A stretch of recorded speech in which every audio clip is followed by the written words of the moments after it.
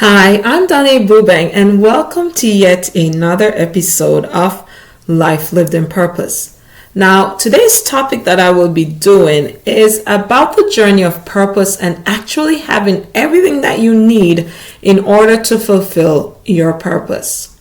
Now, I wanted to do this topic because I really wanted to explain fully for those of you who may have already started walking in your purpose and you somehow may feel limited, whether it's based on your skill set, your financial standing, or even your confidence level while you're actually trying to pursue the purpose or the will that God has planned for your life.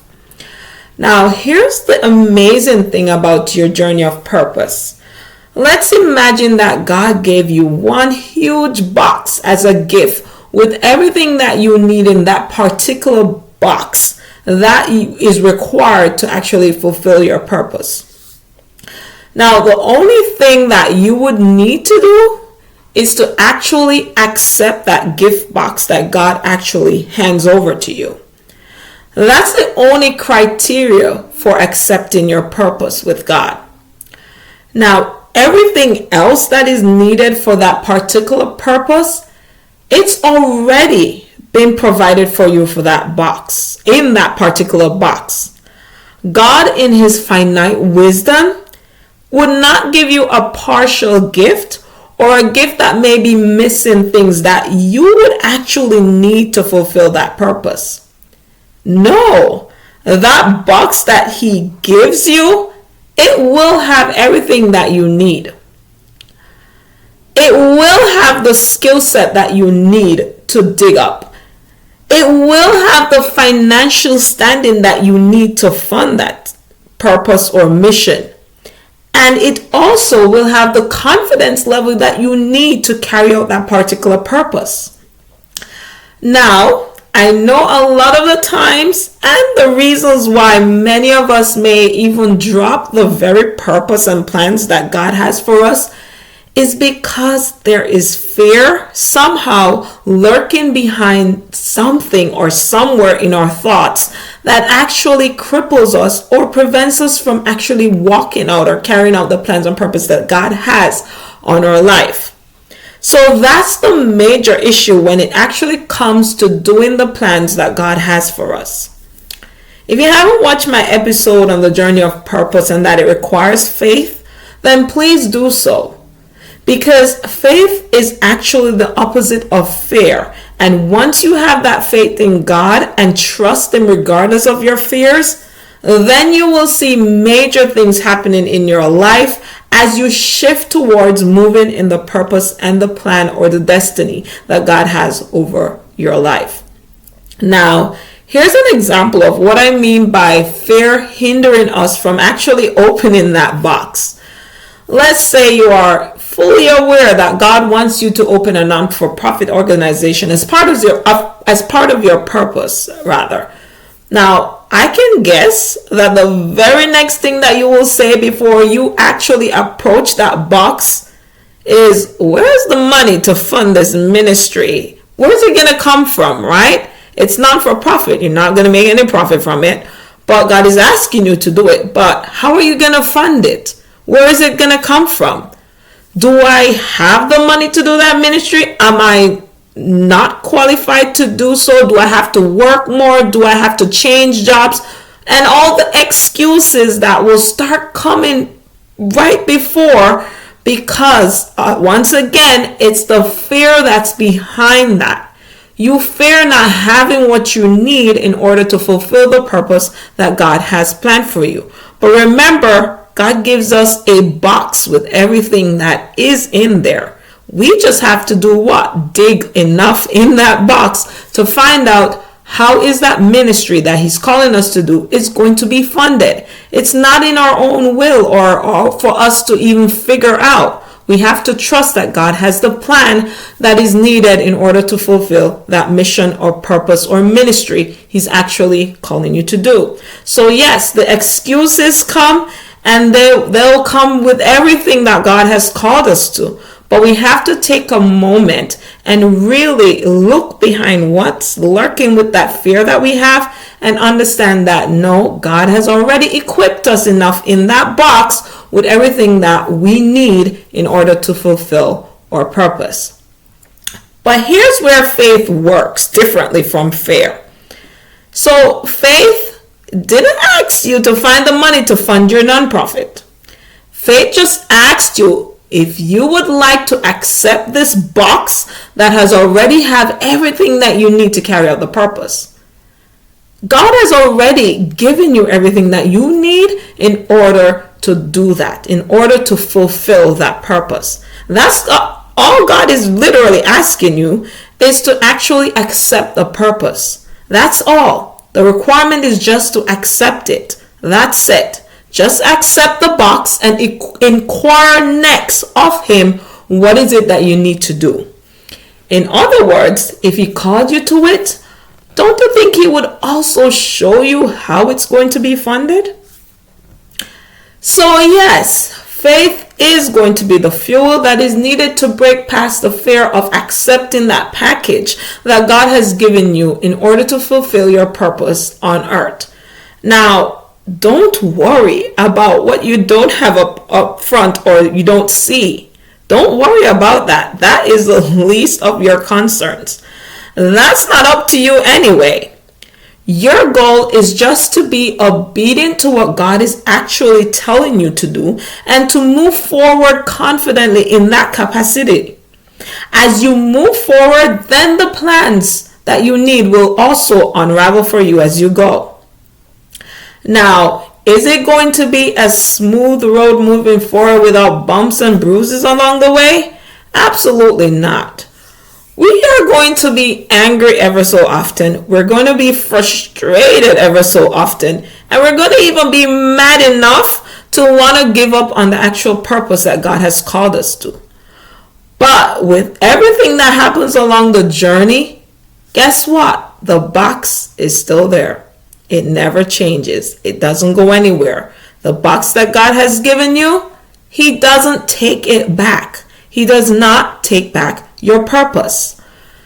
This is also according to Romans 11 verse 28, which says, regarding the gospel, they are enemies for your advantage. But regarding the election, they are loved because of the patriarchs, since God's gracious gifts and calling are irrevocable.